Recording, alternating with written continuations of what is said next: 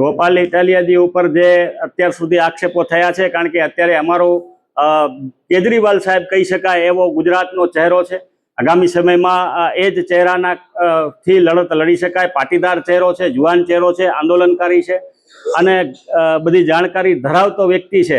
એટલે ગોપાલ ઇટાલિયા પર ક્યાંક ને ક્યાંક આક્ષેપો થતા હોય એ વ્યાજબી છે. અને હું પણ કદાચ અત્યારે કચ્છની અંદર જે રીતે અમારી પાર્ટી અને અમારા આગેવાનો જે રીતે આગળ વધી રહ્યા છે, લીડરશિપ મેળવી રહ્યા છે, એ રીતે આક્ષેપો થતા હોય પૂર્વ કચ્છના ડૉક્ટર કાયનાથજીને તમારું કહેવાનું એમ છે કે મારા ષડયંત્રના કારણે એને જેલમાં જવું પડ્યું, તો એના પણ આધાર પુરાવો તમને પોલીસ સ્ટેશનથી મળી શકે છે. અને કોઈ પણ વ્યક્તિ જ્યારે મોટો થતો હોય ત્યારે આવા આક્ષેપો થતા હોય એના પર કોઈક ને કોઈક લાછન લગાડવા માટે યનકેન પ્રકારે એ લોકોને ડાયવર્ટ કરવા માટે પણ થતા હોય. ખરેખર પ્રશ્ન સાહેબ તમારો એ હોવો જોઈએ કે ભાજપે અત્યાર સુધી નથી શિક્ષણ આપ્યું, નથી રોજગાર આપ્યું, નથી આરોગ્ય આપ્યું, નથી અત્યારે આપણી પાસે શિક્ષકોની ઘટ છે, સાથે સાથે વહીવટી તંત્રમાં આપણે જે કહી શકાય તલાટીશ્રીઓ અને જે બદલીઓ થઈ છે, આજે પણ એક નવો ઓર્ડર પાડ્યો છે બારે.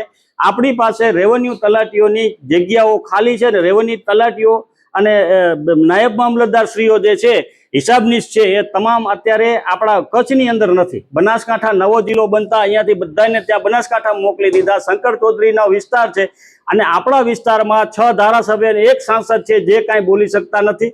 એ સવાલો તમારા હોવા જોઈએ કે જે ખરેખર અત્યારે જે લોકોને જાગૃત કરી શકાય, ન કે આ સવાલ હોવો જોઈએ કે અમારા દ્વારા અમે ખોટા ષડયંત્રો કરીને અમારા હોદ્દેદારોને ક્યાંક ને ક્યાંક. બીજી વાત એમાં એ પણ કહેવાની થાય એ સમજો કે ધારો કે મારા સંજયભાઈ વચ્ચે નથી બનતી, હું એમના ઉપર કંઈ કરું છું, મારું પોલીસ માની લે છે ને એમને કંઈક કરી લે છે, શું એ માનવા યોગ્ય વાત છે?